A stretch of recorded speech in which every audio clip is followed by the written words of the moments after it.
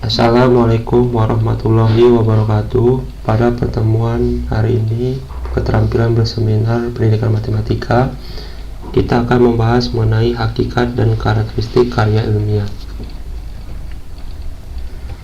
Pertama, kita bahas dulu pengertian dari karya ilmiah. Karya ilmiah merupakan karya tulis yang menyajikan gagasan atau ide, deskripsi atau pemecahan masalah secara sistematis, disajikan secara objektif dan jujur dengan menggunakan bahasa baku sesuai dengan KBBI dan ejaan yang disempurnakan, serta didukung oleh fakta, oleh kebenaran teori dan atau bukti-bukti yang empirik.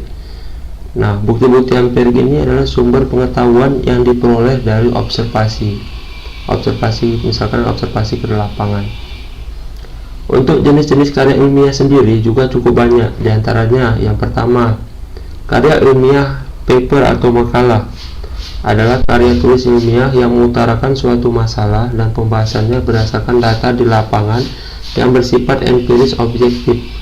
Di sini yang bersifat empiris objektif adalah data seadanya tanpa manipulasi berdasarkan fakta.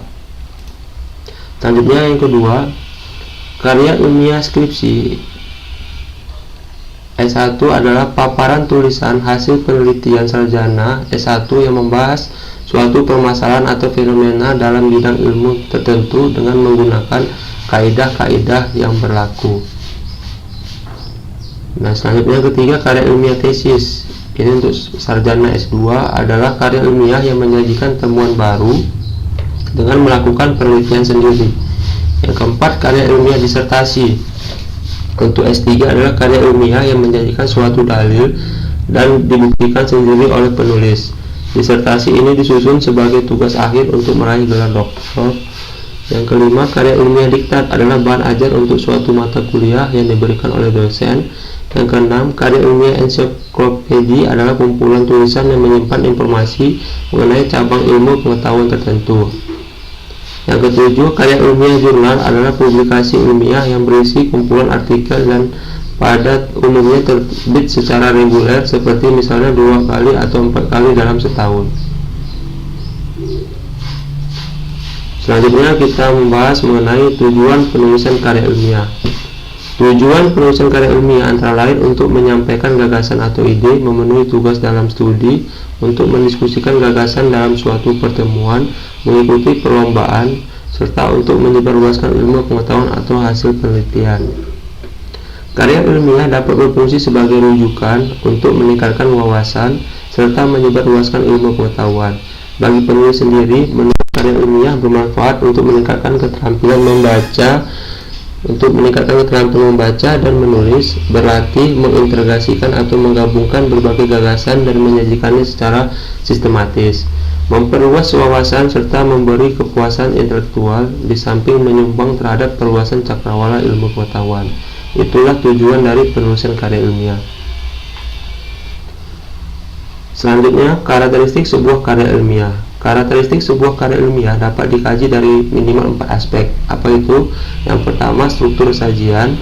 Kedua, komponen dan substansi. Ketiga, sikap penulis. 4, serta penggunaan bahasa. Struktur sajian karya ilmiah sangat ketat. Biasanya terdiri dari bagian awal atau pendahuluan, bagian inti atau pokok pembahasan, dan bagian penutup. Bagian awal merupakan pengantar ke bagian inti, sedangkan inti merupakan sajian gagasan pokok yang ingin disampaikan yang dapat terdiri dari beberapa bab atau subtopik. Bagian penutup merupakan simpulan pokok pembahasan serta rekomendasi penulis tentang tindak lanjut gagasan tersebut. Nah, dari karakteristik tadi dijelaskan komponen karya ilmiah bervariasi sesuai dengan jenisnya, namun semua karya ilmiah mengandung pendahuluan, bagian inti, penutup, dan daftar pustaka. Artikel ilmiah yang dimuat dalam jurnal mempersyaratkan adanya abstrak. Abstrak ini adalah pendahuluan serta pendahuluan sebelum masuk. Abstrak ini adalah bagian dari sebelum kita masuk pendahuluan, kita akan dijelaskan dulu, dijabarkan yang disebut dengan abstrak.